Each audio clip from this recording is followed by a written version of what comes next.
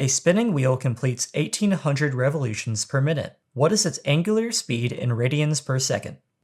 We were given 1800 revs per minute, and we want to convert this to radians per second.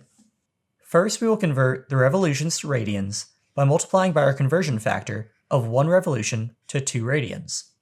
We put 2 pi radians on top and 1 revolution on the bottom.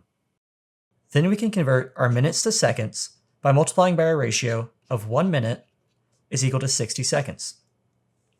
Here we can see that the revolutions cancel and leave us with radians, and the minutes cancel and leave us with seconds.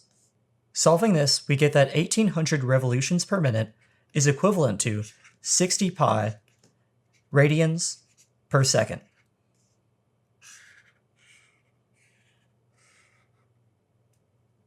If you found this video helpful, don't forget to leave a like, subscribe, and let me know in the comments what topics you'd like to see next. Thanks for watching.